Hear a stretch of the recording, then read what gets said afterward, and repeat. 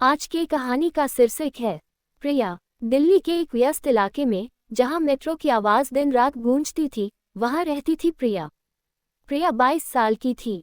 वह एक छोटे से फ्लैट में अपनी मां के साथ रहती थी। पिता की मौत हो चुकी थी। प्रिया कॉलेज में लास्ट ईयर की स्टूडेंट थी। विषय था इंग्लिश लिटरेचर। वह किताबें पढ़ना, कविताएं लिखना और पुरानी हिंदी फिल्मों के गाने सुनना बहुत पसंद करती थी। उसकी हंसी में एक अजीब सी मिठास थी जो किसी को भी अपनी ओर खींच लेती। उसी कॉलेज में पढ़ता था आरव। आरव इंजीनियरिंग का स्टूडेंट था। वह हमेशा हेडफोन लगाए घूमता, कोडिंग करता और क्रिकेट खेलता। उसकी जिंदगी में सिर्फ दो चीजें थीं, लैपटॉप और दोस्त। वह लड़कियों से दूर रहता था, टाइम वेस्ट कहकर टाल देता। दोनों की मुलाकात हुई लाइब्रेरी में। प्रिया एक पुरानी किताब ढूंढ रही थी, प्रेमचंद की कहानियां। आरव उसी शेल्फ पर अपना रेफरेंस बुक लेने गया। किताब गिर गई। दोनों ने एक साथ उठाए। आंखें मिली। प्रिया ने मुस्कुराते हुए कहा, थैंक यू। आरव बस सिर हिलाकर चला गया, लेकिन उसकी आंखों में कुछ अटक गया। अगले दिन कॉलेज फेस्ट था। प्रिया स्टेज पर कविता पढ़ रही थी। उसकी आवाज इतनी प्यारी थी कि पूरा हॉल खामोश हो गया। आरव पीछे खड़ा सुन रहा था। कविता खत्म होने पर उसने तालियां बजाईं, सबसे जोर से। फेस्ट के बाद बारिश हो गई। प्रिया के पास छाता नहीं था। आरव ने अपना छाता बढ़ाया और कहा, चलो मैं छोड़ देता हूँ। प्रिया ने हिचकते हुए हाँ कहा। रास्ते भर दोनों चुप रहे। सिर्फ बारिश की बूंदों की आवाज थी। आरव के फ्लैट के पास पहुंचकर प्रिया ने कहा, कल कॉफी पीते हैं। आरव चौंक गया लेकिन मुस्कुरा दिया। धीरे धीरे दोनों की मुलाकातें बढ़ने लगीं। कॉलेज कैंटीन, लाइब्रेरी, कभी पार्क में। प्रिया आरव को अपनी कविताएं सुनाती। आरव उसे कोडिंग सिखाता और अपनी असफल क्रिकेट मैच की कहानियां सुनाता। दोनों में एक अनकही केमिस्ट्री बन रही थी। प्रिया की माँ बहुत सख्त थी। वे कहती, बेटी पढ़ाई पर ध्यान दो, लड़के बाद में मिलेंगे। प्रिया चुप रहती लेकिन दिल में आरव बस चुका था। आरव के दोस्त कहते, यार तू बदल गया है। आरव हंसकर टाल देता लेकिन अंदर से जानता था कि प्रिया उसके लिए खास हो गई है।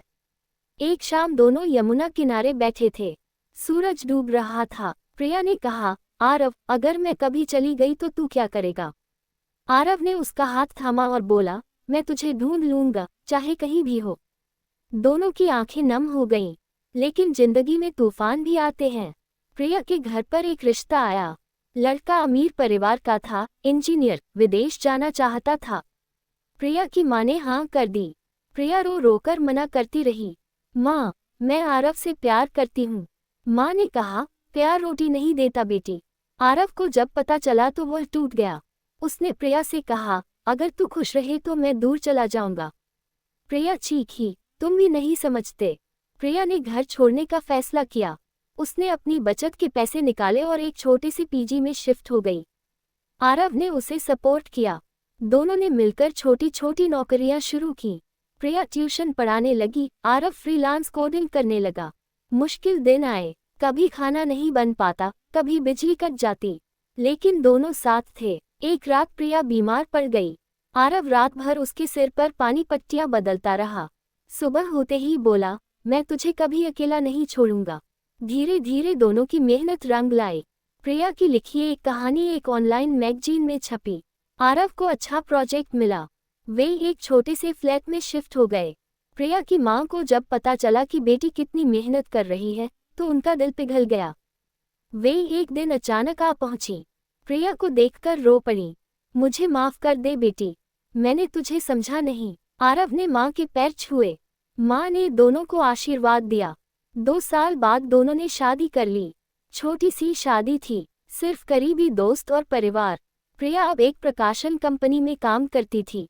आरव अपनी स्टार्टअप कंपनी चला रहा था। एक शाम दोनों छत पर बैठे थे। प्रिया ने कहा, याद है वो लाइब्रेरी वाली किताब? आरव हंसा, हाँ, वो किताब आज भी मेरी शेल्फ पर है।